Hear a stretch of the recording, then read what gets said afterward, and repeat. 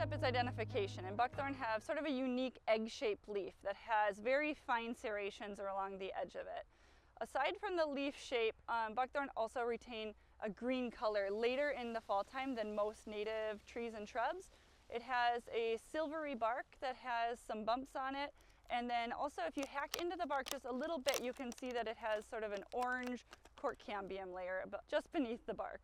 Buckthorn stems can appear both alternate or opposite, but there is the characteristic thorn on the end of some of the branches that can help you identify that it's buckthorn.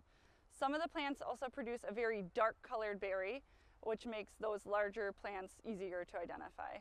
Buckthorn leaves also stay green in the fall time. They don't really turn pretty oranges or yellows before dropping. They sort of just stay green until they fall off the plant.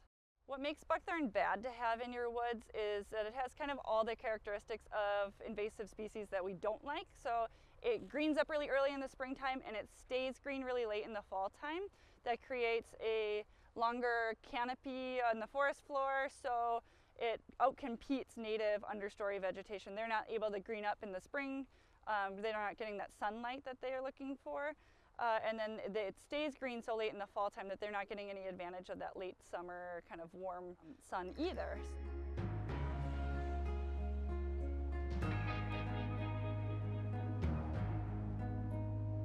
So creating a plan for removing the buckthorn in your woods is a super important step. It's usually a really big project, and we totally get how much work it is.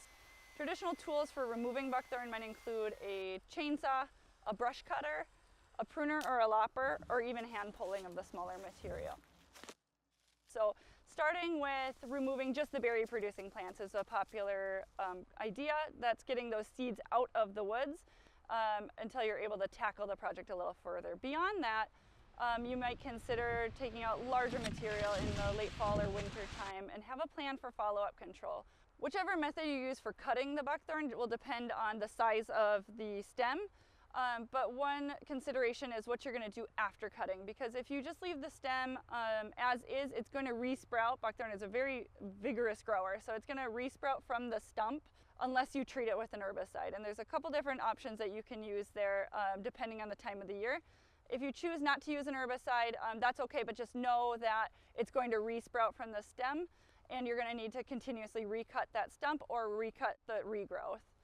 The high cut method is a method that does not require herbicide. That is where you would cut the stems at about chest height and then return later in the season and cut it again and cut it one more time later in the season, and that takes 2 to 3 years of follow-up before you exhaust the resources from the root of that plant.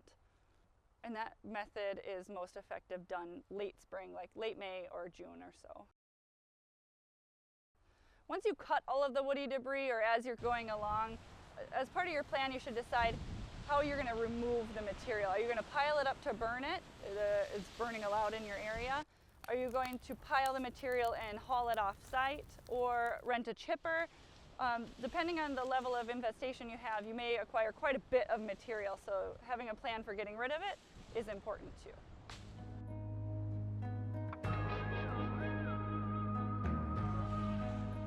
After the big removal of the buckthorn plants, that you'll have some regrowth from the berries that have dropped over the years that you've had buckthorn on site. You'll also have some growth where soil disturbance has occurred. You'll see weedy growth, and then also the resprouts from the stems that weren't treated. Have a plan for removing those in the future, and also have a plan for revegetating the space with native plants. It's been proven that native plants reduce buckthorn regrowth by providing competition for resources. Site preparation for reseeding, it will depend a little bit on the time of year and sort of what your woods are like, but we want to get down to bare weed-free soil. So you may want to blow the leaves out of the space, rake up the soil, and then you can sprinkle out those native seeds.